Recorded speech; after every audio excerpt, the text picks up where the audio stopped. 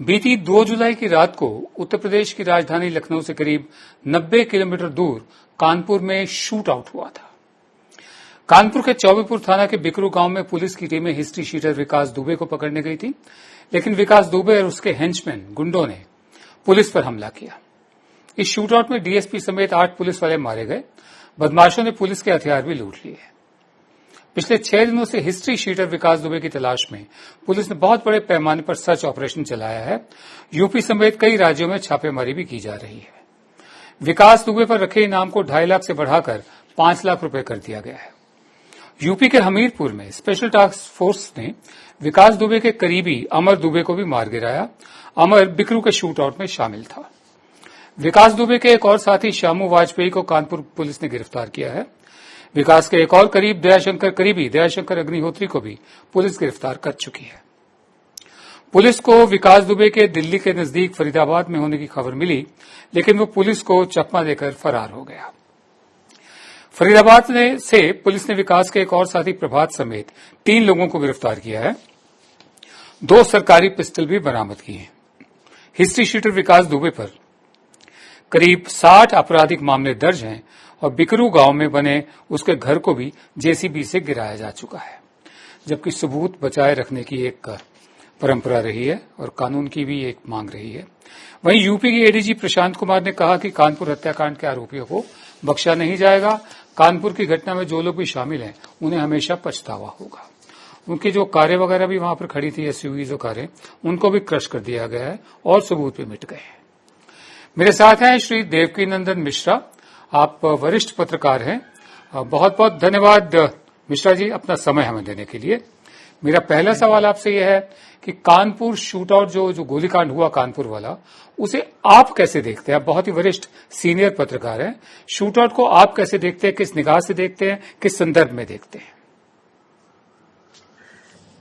मेरा बड़ा लंबा कैरियर रहा है क्राइम की रिपोर्टिंग का, विनोद जी। करीब 20 साल मैंने क्राइम की रिपोर्टिंग की है जी। और जब ये घटना हुई, जब इस घटना की जानकारी मुझे सुबह हुई, उसके बाद मैंने इसको देखना, खंगालना शुरू किया कि क्या इस तरह की कभी उत्तर प्रदेश में या पूरे देश में कहीं कोई घटना हुई है कि नहीं हुई है। तो मैंने ये पाया, मेरी नजर है 20 साल के कैरियर में तो कोई इस तरह की घटना नहीं हुई। एक घटना उत्तर प्रदेश में सोनभद्र में हुई थी, जिसमें कुछ नक्सलियों ने एम्बुश लगा करके पुलिस की एक गाड़ी को उड़ा दिया था। लेकिन किसी पुलिस वाले की इस तरीके से घेर करके हत्या की कोई घटना उत्तर प्रदेश में इससे पहले कभी नहीं हुई है। उत्तर प्रदेश में बड़े बड़े माफिया रहे हैं। मैंने बहुत बड़े बड़े माफियाओं को देखा है। आपको याद होगा हरिशंकर तिवारी, वीरेंद्र शाही, जिन पहली बार जब उत्तर प्रदेश का नाम अपराध के नाम पर आया था, तो उस समय हरिशंकर तिवारी और वीरेंद्र प्रताप शाही का नाम लिया जाता था। और उसके बाद एक श्री प्रकाश शुक्ला नाम का अपराधी पैदा हुआ, वो भी गोरखपुर का ही था, जिसने पूरे देश में एक तहलका मचा दिया। उसने बड़े बड़े मर्डर किए, लेकिन कभी भी श्री प्रकाश शुक्ला ने भी किसी पुलिस वाले पर हमला करने की कोशिश नहीं की। एक घटना लखनऊ में हुई थी जिसमें एक सब इंस्पेक्टर की हत्या श्री प्रकाश शुक्ला ने की थी, लेकिन चूंकि वो घिर गया था इस वजह से उसने मारा। एक टाइप की वो मुठभेड़ थी। बट ये जो घटना है, इसको मैं इस नजर से देख रहा हूं कि ये कुछ पुलिस वालों की मिली भगत से कुछ पुलिस वालों को मारने की योजना थी। ये मैं जो इसे देख पा रहा हूं, क्योंकि पूरा जो अभी तक का ट्रैक रिकॉर्ड आया है, जो देवेंद्र मिश्रा जो सीओ बिल्हौर थे, उन्होंने एसएसपी जो आनंद देव तिवारी थे, उनसे भी कई बार कहा विकास दुबे के खिलाफ कार्रवाई करने के लिए। जो एक विकास तिवारी, वो जो विनय तिवारी जो सब इंस्पेक्टर था चौबेपुर का, उसके खिलाफ कार्रवाई करने के लिए, क्योंकि उन दोनों के बड़े नजदीकी रिश्ते थे, लेकिन उसके खिलाफ कोई कार्रवाई पुलिस ने नहीं की। तो मैं इसको इस नजर से देखता हूं कि ये पुलिस का अपराधी के साथ एक बहुत ही गहरा गठजोड़ था, और वो एक गठजोड़ पुलिस वालों की हत्या कराने के लिए ही इस घटना को अंजाम दिया गया। और एक बात और, आज मेरी सुबह एक पुलिस अधिकारी से बात हुई थी,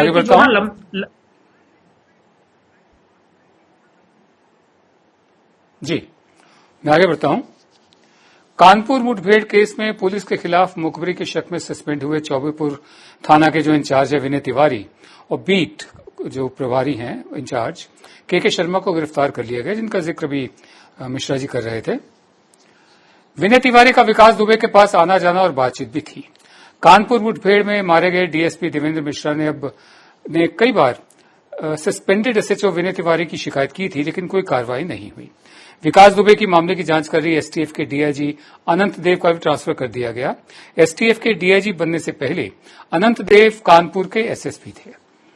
अब बात करते हैं विकास दुबे के आपराधिक और राजनीतिक विकास की।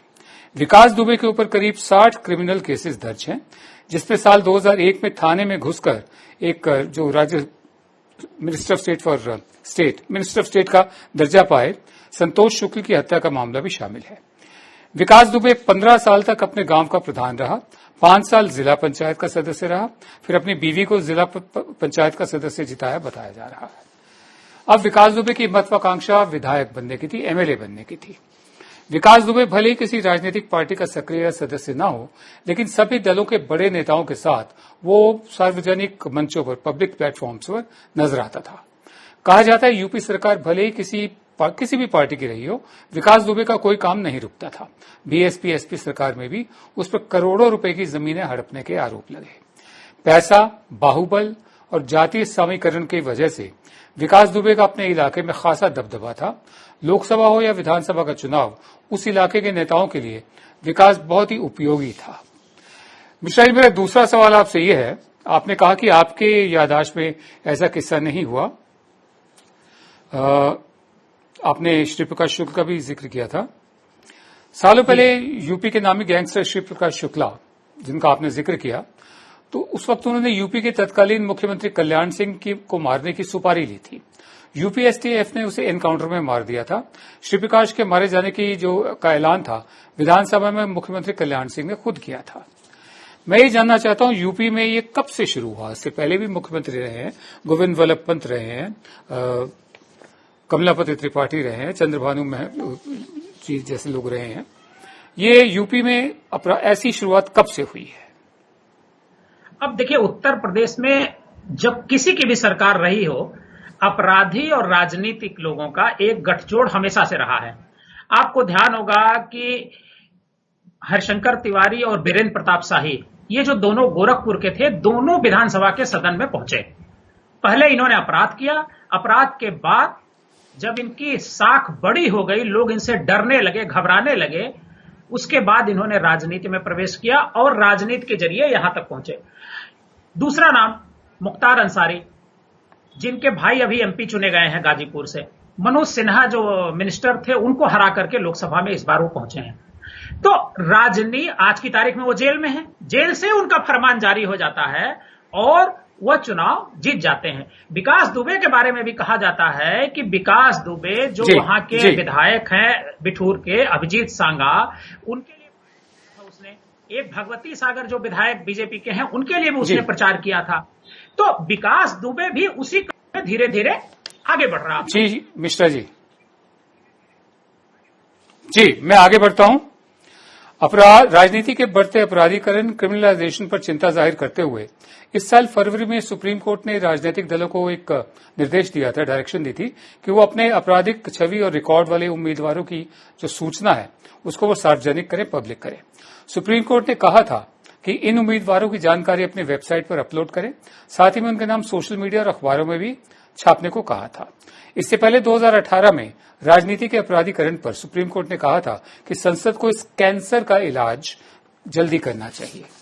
इलेक्शन कमीशन भी ऐसे नेताओं के चुनाव लड़ने पर आजीवन प्रतिबंध, लाइफ लॉन्ग बैन लगाने का समर्थन कर चुका है। सुप्रीम कोर्ट की सख्त टिप्पणी के बावजूद पॉलिटिकल पार्टियों ने आपराधिक छवि या रिकॉर्ड वाले उम्मीदवारों को टिकट दिया और चुनाव उनमें से बहुत से जीते भी। साल 2017 में हुए यूपी विधानसभा के चुनाव में कुल 402 विधायकों में से 143 ने अपने ऊपर दर्ज आपराधिक मामलों की जानकारी चुनावी हलफनामे में दी थी। बहरहाल, मैं आखिरी सवाल आपसे जानना चाहता हूं, संक्षेप में जवाब चाहता हूं मिश्रा जी। आपने कहा कि आपकी जब से आपने शुरू किया तब से सिर्फ ये वाला किस्सा हुआ, श्रीलाल जो आपने बताया, श्री प्रकाश शुक्ला वाला। मैं थोड़ा सा आपको पीछे ले चलता हूं। सन 1982 में यूपी में वीपी सिंह जब मुख्यमंत्री थे तो उनको इस्तीफा देना पड़ा था, क्योंकि 6 पुलिस वालों और एक हाईकोर्ट के जज को बदमाशों ने घेर कर मारा था। और तब वीपी सिंह को इस्तीफा देना पड़ा था। आई एम श्योर, मुझे यकीन है कि आपको ये घटना भी याद होगी। जो वीपी सिंह ने किया था, उस वक्त इस्तीफा दिया था, क्या आज ऐसी उम्मीद की जा सकती है? नहीं, इस तरह की कोई उम्मीद तो नहीं करना चाहिए कि आज की तारीख में इस तरह के नैतिक लोग नहीं रहे हैं, और मुझे उस घटना का पूरी तरह ध्यान नहीं आ रहा है। लेकिन ये जो आपने बात करी कि राजनीति और अपराध, ये जो सुप्रीम कोर्ट कह रहा है, मुझे जो ध्यान आ रहा है कि आदरणीय नरेंद्र मोदी जो हमारे देश के प्रधानमंत्री हैं, नरेंद्र मोदी जी ने इस लोकसभा चुनाव 2014 का जब वो लड़ रहे थे तो उन्होंने कहा था कि अपराधियों, जो भी संसद या विधानसभाओं में जो अपराधी चुन करके आ रहे हैं, उनके खिलाफ जो केसेस चल रहे हैं उसका जल्दी से जल्दी निपटारा कराया जाएगा।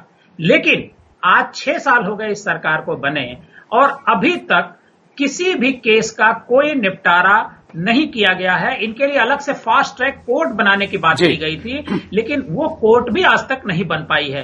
तो सवाल ये उठता है कि जब ये अपराधी रहेंगे और जेल जाएंगे, जेल से ही चुनाव लड़ेंगे, उनको जेल से चुनाव लड़ने की छूट है। मुख्तार अंसारी पिछले 10 साल से जेल में है, लेकिन वो चुनाव लड़के विधायक बनकर के बैठे हुए हैं। जब विधानसभा चलती है वो सदन में जाते हैं, बाकायदे पुलिस प्रोटेक्शन में जाते हैं, और जब विधानसभा खत्म हो जाती है फिर उन्हें जेल ले जाया जाता है।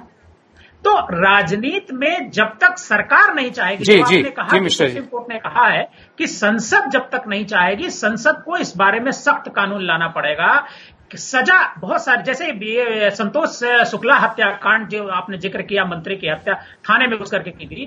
अब सोचिए कि जब थाने में घुस करके विकास दुबे ने हत्या की होगी संतोष शुक्ला की, उसमें पुलिस वाले तो रहे ही होंगे थाने में, लेकिन किसी पुलिस वाले ने इनके खिलाफ गवाही नहीं दी। 25 पुलिस वाले गवाही से मुकर गए। तो जब सजा ही नहीं होगी तो अपराधी तो राजनीति में आगे बढ़ते ही जाएंगे। इसलिए सबसे पहले जरूरी है कि अपराधियों को सजा हो ताकि वो राजनीति में न जाने पाए, या फिर कोई ऐसा मुकदमा, ऐसा कोई नियम बने कि 5 मुकदमे, 4 मुकदमे या 302 के मुकदमे, 307 का मुकदमा जिसके खिलाफ हो उसे चुनाव लड़ने से रोका जाए। क्योंकि ये जो कानून है सजा का आज की तारीख में वह पूरा नहीं है, और इसके जरिए राजनीति में अपराधीकरण को रोका नहीं जा सकता है।